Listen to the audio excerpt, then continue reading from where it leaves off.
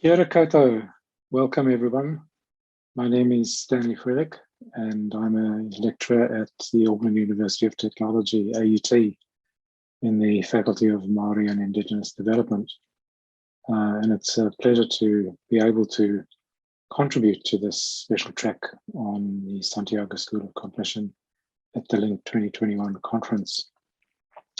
I'm going to start straight away with the student learning part of it. Then talk a little bit about autopoiesis and enactivism, and then try and explain an ecological model that can compare elements of autopoiesis and enactivism with what we know about student learning.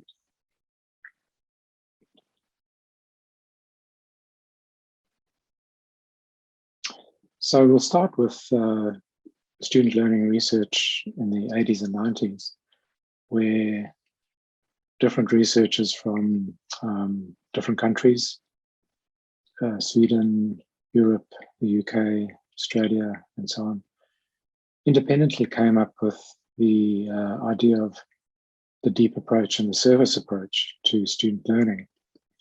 And the deep approach was characterized by a knowledge transforming way of learning, where information was turned into useful knowledge through an intention to understand, vigorous and critical interaction with knowledge, and relating one's previous knowledge and experience, and integrating ideas and so on. Whereas many students were seen to be adopting what was called a surface approach, merely reproducing information, being passive learners, concentrating only on what's required for assessment, memorizing facts and procedures routinely, and failing to distinguish guiding principles or patterns.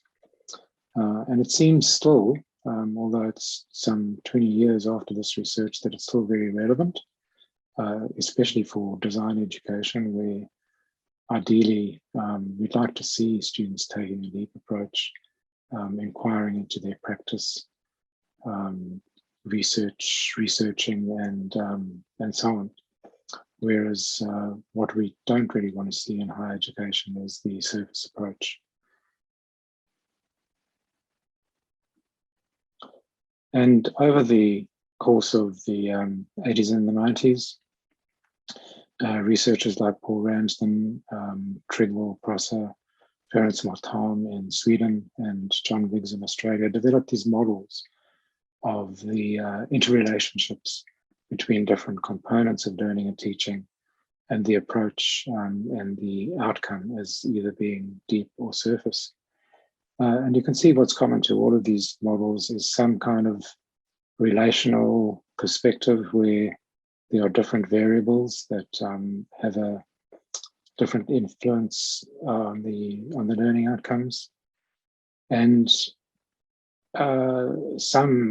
some kind of gesturing towards a systemic view where teaching and learning is seen as a system. However, I think these models lack the language and the discourse and the insights of research that was going on around about the same time in cognitive science, in the Santiago School of Cognition, in neuroscience, and in other emerging areas of complexity science, where a much more intricate and systemic way of understanding systems was becoming apparent. And my own introduction to this was through the work of Gregory Bateson, especially his book Steps to an Ecology of Mind, where he says we must change our whole way of thinking about mental and communication processes to learn to think as nature thinks. So the main points for me, I think, in the Santiago School of Cognition are the idea of autopoiesis, taken a little bit further into enactivism, and now more recently into autopoietic enactivism.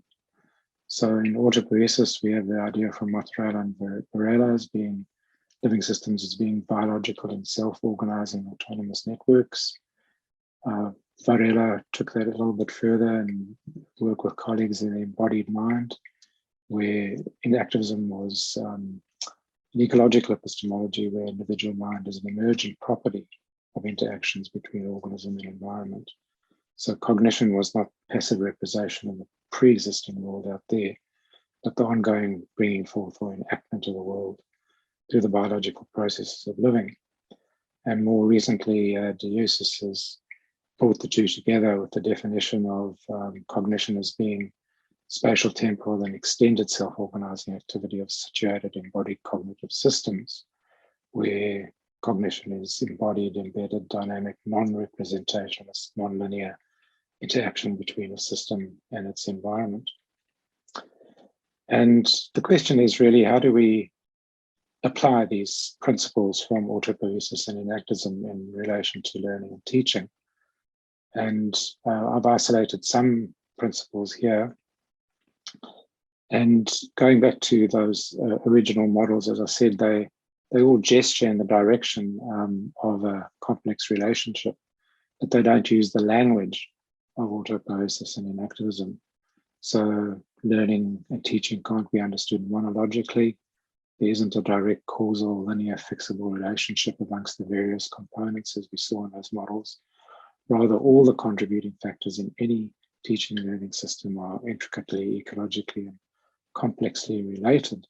So learning and teaching is a process of mutually enacting meaning, and cognition is not located within an individual consciousness that's decontextualized, but in the processes of shared action.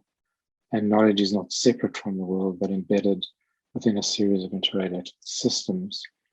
So an enactivist view of the teaching and learning ecology sees teachers and learners as embedded in a dynamic system of relationships between people, information, knowledge, and the institutional structures and processes that form a context of learning.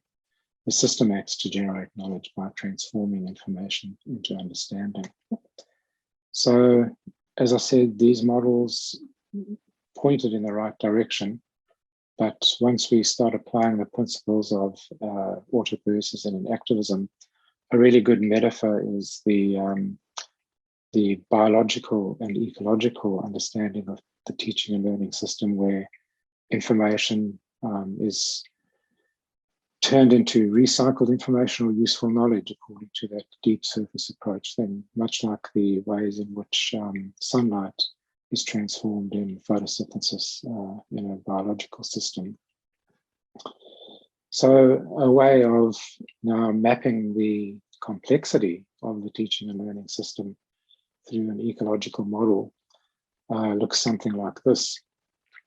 And in my model, there are 3 or 4 zones of the learning and teaching ecosystem. The first being the interpersonal zone, where we've got those relationships between students and teachers and a subject-centered view of knowledge, which are inserted into an institutional context in terms of a course or a program or a department. And that in turn sits within a wider system of power that shapes the quality of the learning outcomes. So I'll just try and unpack this model a little bit to show you how it works. But as I said, in the core of this model, which actually looks a little bit like a cell, like a cellular organism, students and teachers are bound together through chains of bilateral intentionality in a zone of proximal development in a community of learning, where knowledge or the subject is an emergent property of those interactions. And that system itself is inserted into the departmental system. And I guess most of us work in a context where we have to do assessment, we have to do evaluation, we have to do course design, and so on. So the model at this level is color-coded, and the ideal outcome, the deep approach, is in blue. So if we shift our conceptions of teaching as teachers from transmission of knowledge to conceptual change, for example, or students shift their conceptions of learning from acquisition passively to participation actively, and we shift the teaching mode to be dialogical and so on, the probability of deep approaches is enhanced. And further than that, we also acknowledge that this departmental system takes place within a wider institutional context where what Foucault called the capillaries of power, through the process of appraisal and evaluation, this quality model, the ways in which knowledge is included or excluded from the discipline and so on, makes all the difference. And when we put all of that together, we have the ecological model of complex, interrelated, dynamic, embedded system of cognition, where cognition as learning is distributed across the entire system and as an emergent property of that system itself. And thank you, and hopefully we've got time for some Q&A. Kia ora.